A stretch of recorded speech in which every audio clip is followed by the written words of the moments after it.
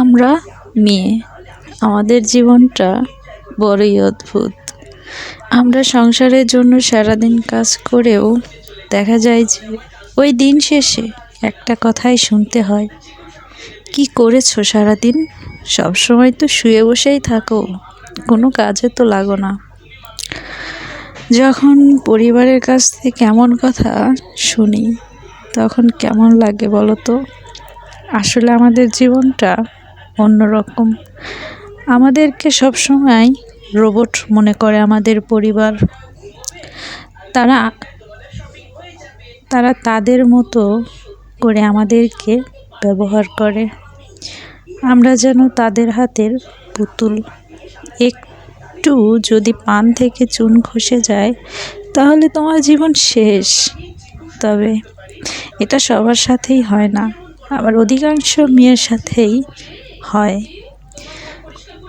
তবে যেরকমই পরিস্থিতি হোক না কেন, আমরা মেয়েরা হাসি মুখে সব সামলিয়ে নিতে পারি।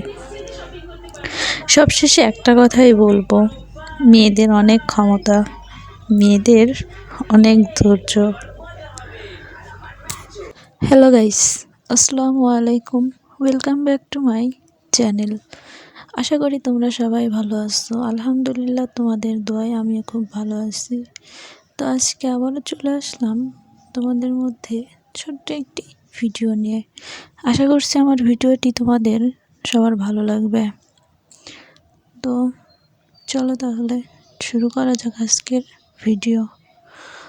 তো আমি আজকে রান্না করব শিং মাছ আলু ভেঙে দিয়ে আর ফুলকপি দিয়ে।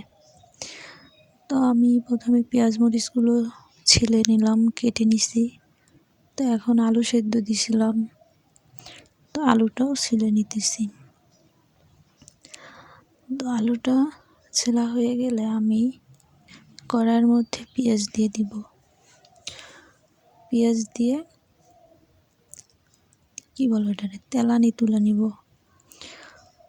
তো আমি প্রতিদিনের মতনই আর কি। তো একটা কথা বলতে গেলে আসলে আমাদের জীবনটা অদ্ভুত, কখন কি হয় বলা যায় না। তো যাই হোক, আমি পেঁয়াজটা ভেজে নিলাম। পেঁয়াজ ভাজাটা এবার প্রায় হয়ে আসছে, তো এর মধ্যে জিরা দিয়ে দিলাম। জিরা দিয়ে এটা আমি নামিয়ে নিব। তো এখানে একটা কাজ ভুল করছি, তো সেটা হলো আমি ফুলকপিটা ভেজে নিব। তো ওটা না নিয়ে আমি প্রথমে আগে পেঁয়াজ মরিচটা দিয়ে দিছি। তো যাই হোক, এটা মনে ছিল না, পরে আমি আবার অন্য কড়াইয়ে এটা ভেজে নিছিলাম। এখন আমি এটা ভেজে নিচ্ছি, এর মধ্যে একটু তেল দিয়ে দিলাম।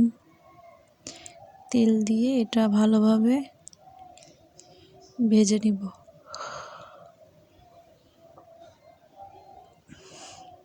তো আমার ভিডিওটা যদি তোমাদের ভালো লাগে তাহলে তোমরা প্লিজ সবাই একটা করে লাইক দিবা। তো যাই হোক, আমি পেঁয়াজ ভাজা হয়ে গেছে, আমি এর মধ্যে আদা বাটা, রসুন বাটা, লবণ আর সামান্য একটু পানি দিয়ে দিলাম।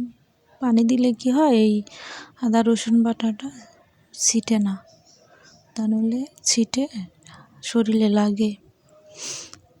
তো আমি এটা ভালোভাবে ভেজে নিব। ভেজে নিয়ে আমি এর মধ্যে মানে সব কিছুই দিয়ে দিব আর কি। সব কিছু দিয়ে আমি পানি দিয়ে একটু সিদ্ধ করে নিব, পরের মধ্যে মাছ দিয়ে দিব। তো আমি এটা এখনও ভাজতেছি, ভাজা হয় নাই। এটা অনেকক্ষণ ভাজলে জিনিসটা ভালো হয়। আমি এর মধ্যে হলুদের গুঁড়া দিয়ে দিলাম, মরিচের গুঁড়া দিলাম। তো একে একে সব কিছুই, সব মশলাই দিয়ে দিব। দেওয়ার পর আমি এর মধ্যে একটু পানি দিয়ে দিব। এটা আগে ভালোভাবে ভেজে নিব। তো আমি এটা ভালোভাবে ভেজে নিতেছি। মাটির চুলায় রান্না করাটা সত্যি অনেক মজার। তো আমি এটা ভেজে নিলাম। ভেজে নিয়ে আমি এখন এর মধ্যে একটু পানি দিয়ে দিব। তো পরিমাণ মতো একটু পানি দিলাম। পানি দেওয়ার পর এটা যখন বলক উঠবে তো তখন আমি এর মধ্যে মাছ দিয়ে দিব। তো মাছগুলো আমি দিয়ে দিলাম, মানে ফুলকপি আর মাছটা আমি আগে ধুয়ে রাখছিলাম, তো পরে এটা আমি এর মধ্যে দিয়ে দিলাম। তো আমি মাছটা দিয়ে কিছুক্ষণ সিদ্ধ করে নিব। তো মাছটা হয়ে গেছে। তো আমি যে ফুলকপি ভাজার কথাটা মনে ছিল না, পরে আমি অন্য একটা কড়াইয়ে তেল আর হলুদ দিয়ে ফুলকপিটা ভালোভাবে ভেজে নিব। আর মাছটা কষানো হয়ে গেছে, ওটা আমি নামায় রাখছি। তো ওটা এই ফাঁকে বেড়ে নিব। তো আমি ফুলকপিটা ভালোভাবে ভাজা নিতেছি। তো একটু ভাজা ভাজা হলে ফুলকপির ফ্লেভারটা, কাঁচা কাঁচা যে ফ্লেভার থাকে ওটা থাকে না, আর ভেজে নিলে তরকারিটা মজা হয়। তো আমার ফুলকপি ভাজা প্রায় শেষ হয়ে গেছে।